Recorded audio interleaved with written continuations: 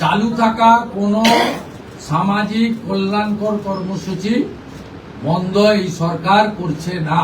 কোনো চালু থাকা সামাজিক প্রকল্প সে 30 বছর আগের হতে পারে, 10 বছর আগের হতে পারে, কোনো সামাজিক প্রকল্প আমরা বন্ধ করছি না।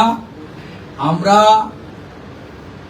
পেপারলেস অফিসও করব, আমরা সমস্ত পোর্টালগুলোকে আপডেটও করব এবং সমস্ত বেনিফিশিয়ারি ডিবিটির মাধ্যমে, যেটা নরেন্দ্র মোদীজির নেতৃত্বে দেশের সরকার করেছে, ডাইরেক্ট বেনিফিট ট্রান্সফারের মাধ্যমে হবে এবং সবটাই স্বচ্ছতার সঙ্গে হবে।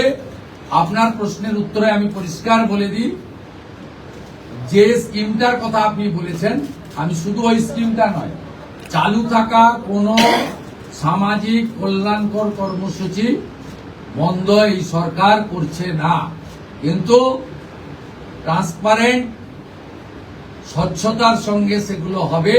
আমরা কেন্দ্রীয় স্বরাষ্ট্র দপ্তর তথা বিএসএফ এর সীমান্ত সুরক্ষিত করার জন্য জমি ট্রান্সফার প্রক্রিয়া আমরা আজকে অনুমোদন দিলাম এবং আজ থেকেই ল্যান্ড ট্রান্সফার প্রক্রিয়া শুরু হবে।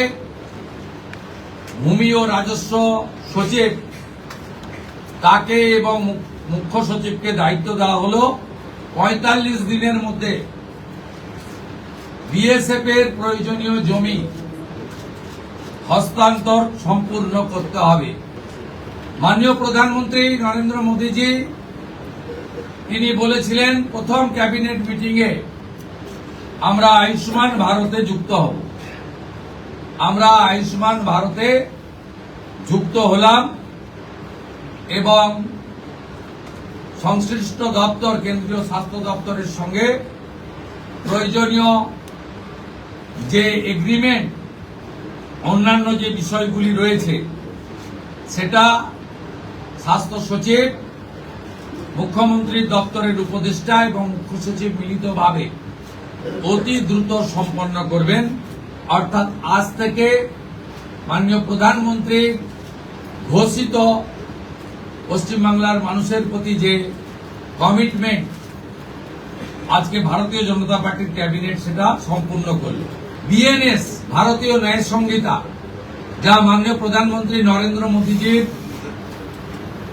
নেতৃত্বে কেন্দ্রীয় স্বরাষ্ট্রমন্ত্রী মাননীয় অমিত শাহজি পার্লামেন্টে দুটো কক্ষে অনেক আগে অনুমোদন করেছেন, রাষ্ট্রপতি মহোদয়ের সই হয়েছে, রুল হয়ে গেছে।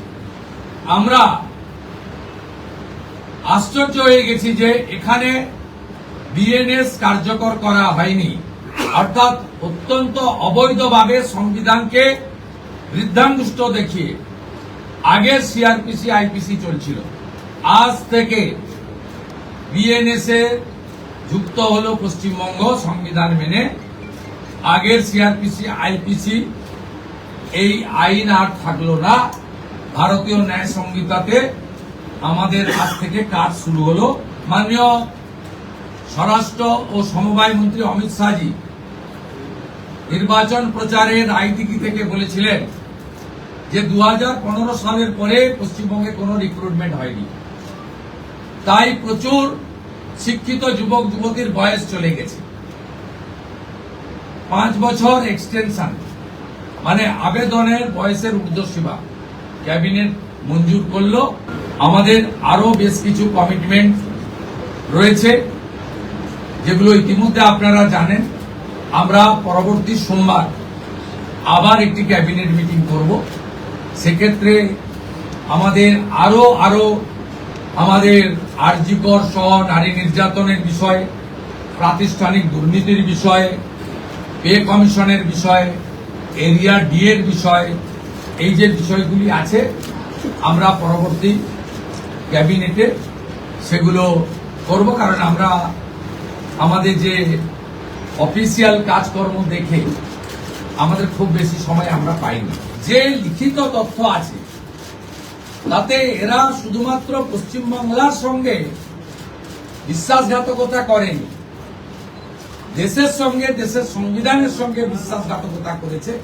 এবং এদের মূল লক্ষ্যই ছিল এই জনগণনা আটকে দিয়ে মহিলা সংরক্ষণ যাতে ভারত সরকার করতে না পারে, মহিলারা যাতে বিধায়ক সাংসদ না হতে পারে, সেজন্যই এসব করে গেছে।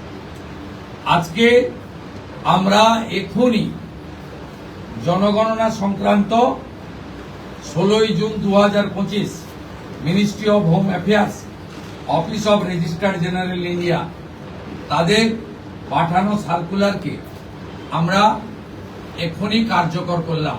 এই মুহূর্ত থেকে জনগণনার কাজ, তার প্রক্রিয়া পশ্চিমবঙ্গ সরকার আজ থেকে এই মুহূর্ত থেকে করলো। এটি প্রশাসনিক নির্দেশে হলো। আমরা আগের মতো বাজেট হয়ে যাওয়ার পরে চন্দ্রিমা তুমি এটা বলে দাও, এভাবে সরকার চলতে পারে না। সরকার চলে তথ্যের উপরে, সরকার চলে নিয়মের উপরে, এবং সরকারি সিদ্ধান্ত হয় সংবিধানের কতগুলো বিষয়। তাই এই গভর্নমেন্ট আমিত্বে বিশ্বাস করে না, আমরা নীতিতে চলবে এবং রুলস, অ্যাক্টস, সংবিধান একে প্রায়োরিটি দিয়েই আমরা কাজ করব।